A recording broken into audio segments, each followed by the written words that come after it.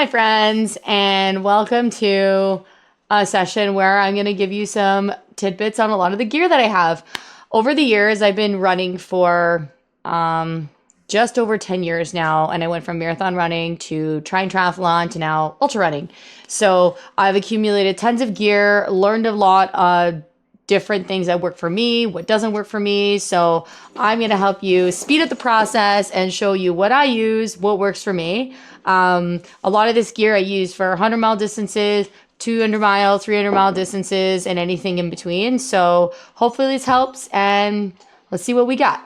So the biggest thing with gear is, where do I start, and how can I do this where I'm not spending a ton of money? So as an unsponsored athlete, I'm constantly researching and finding ways to get the best bang for my buck. So in some cases, you can go for the cheaper option because it's non-essential gear. But when it comes to very specific, very essential gear, when you're going to be going out in some very interesting terrain or places where you're not very familiar with, you want something very reliable. You want something that's going to last and stand the test of time.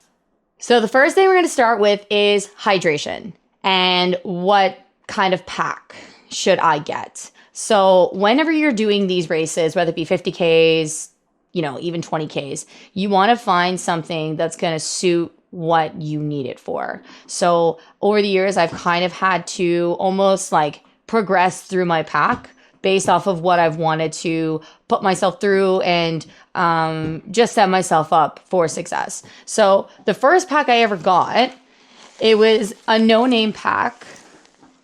The brand is called Evadict, and I got it from just a regular sporting goods store. It's a 15-liter pack, and it's just like your very general pack, nothing crazy, but it has tons of pockets, so lots of space for you to fit anything that you might need in terms of hydration, gels, food, essential gear. But it's a really good starter pack. So I used this when I ran my 100-mile race, and I had 8 stations that were anywhere between like 5 to 10K apart. It was a looped course, and I used this for tons of looped courses and any 100-mile race effort. This was perfect for it because I could maximize it and lighten the load a little bit of it and use it as just a regular training pack. So all in all, this was a really good starter pack. Next pack I have is a Deuter pack. So this one I ran the Divide with last year because I wanted something that was a little bit bigger, because whenever you're doing bigger efforts, you're going to be requiring mandatory gear. You're going to be requiring more water because you're going to be out there longer. I threw a quiver on it just to kind of have a place to put my poles, because this doesn't have an attachment for poles. So I threw this on here. But if you go in, the pack is a 15-liter pack. So you're going to get tons of space. It has tons of pockets on the inside to organize all of my stuff.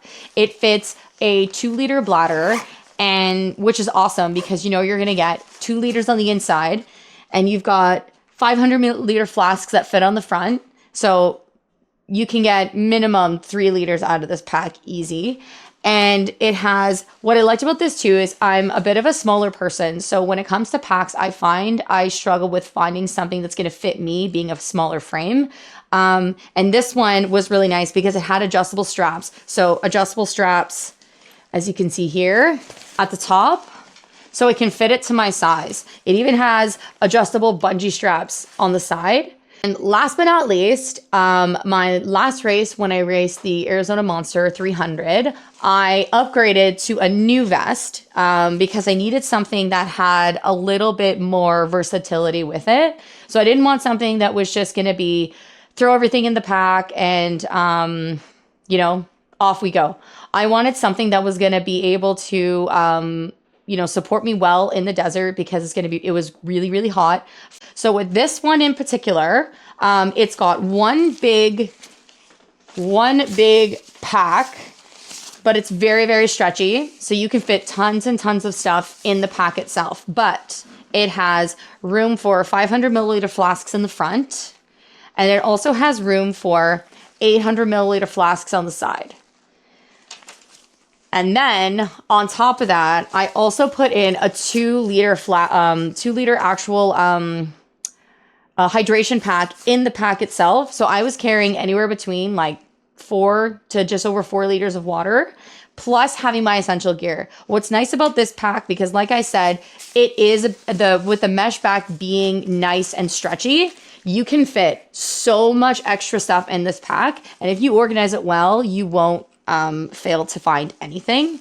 Another cool thing is with this one, some packs actually have this feature on the back where you fit your poles. So it's a bungee system that actually cinches when you put your poles in, and you can tighten it up and your poles sit nice and snug.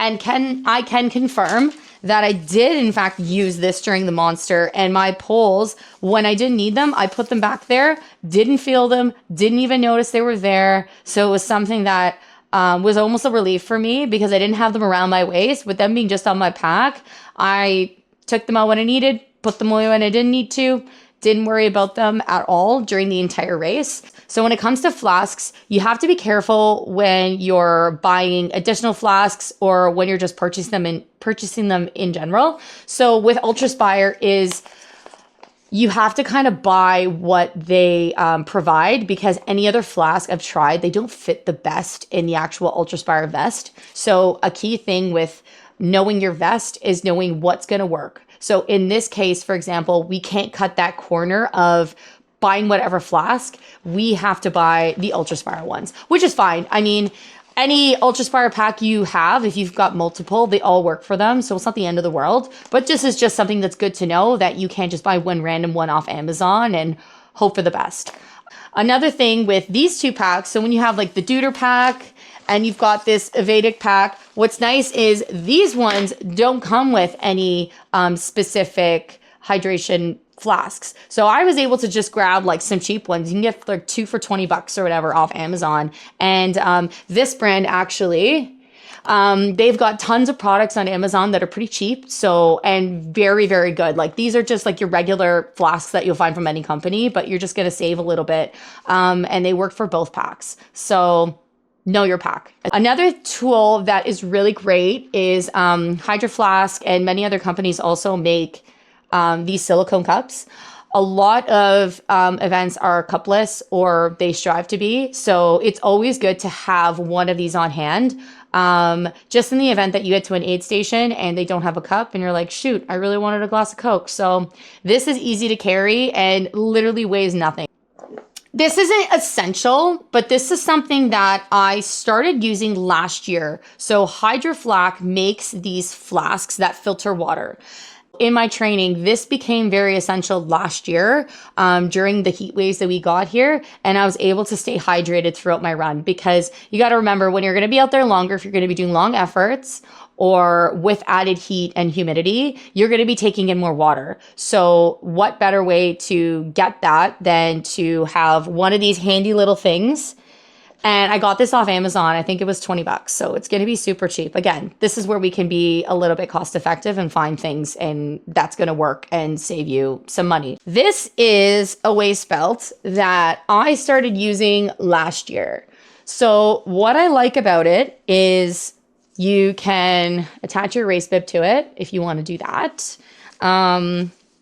You can put your poles here if you want to throw your poles in here. I find I didn't like it. I didn't like having the poles right on my waist. I preferred having them either in a quiver or having them, like I said, in the Ultraspire vest in the bottom of my vest.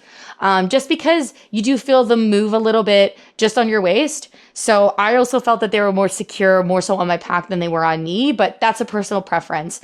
But it's nice to know that you have some options when it comes to carrying your poles. But what I liked about these the most is either in a race or if you're going to do just a short effort, these pockets that they have in the actual belt itself, it has 3 compartments, so 2 in the front and then 1 big compartment in the back.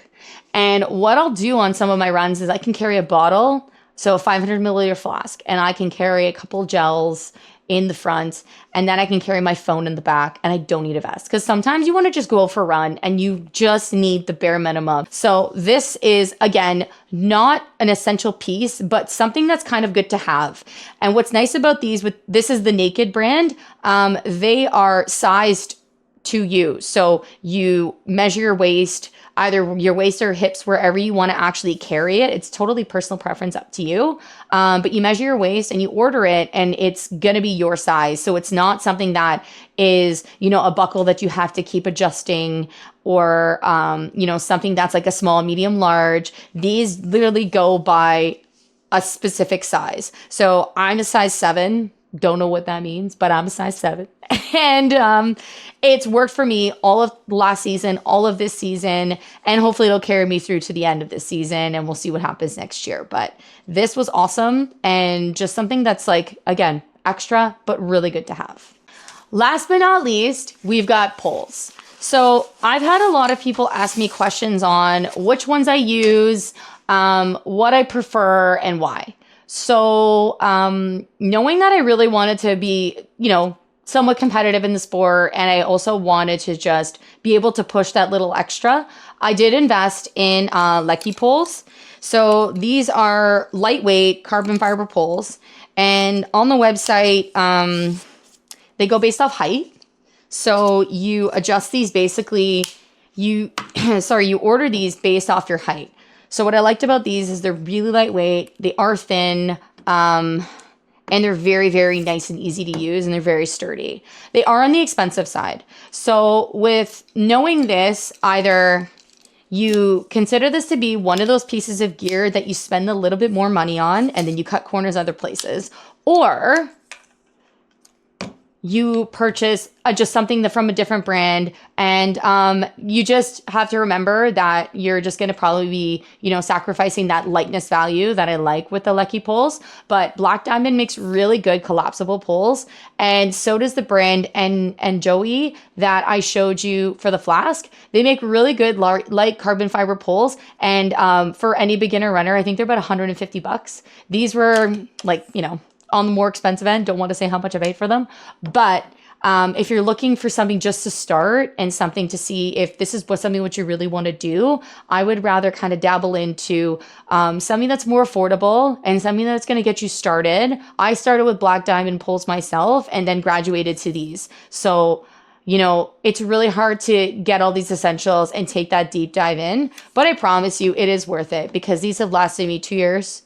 And I hope they're going to last me longer than 2 years, but I've definitely put them to the test, because I had them through all the Divide, I had them through all the Monster, and for the rest of my efforts this year, and hopefully for the foreseeable future as well. But can say they are amazing, super lightweight, fit in my Ultraspire quiver, and fit in my Ultraspire pack.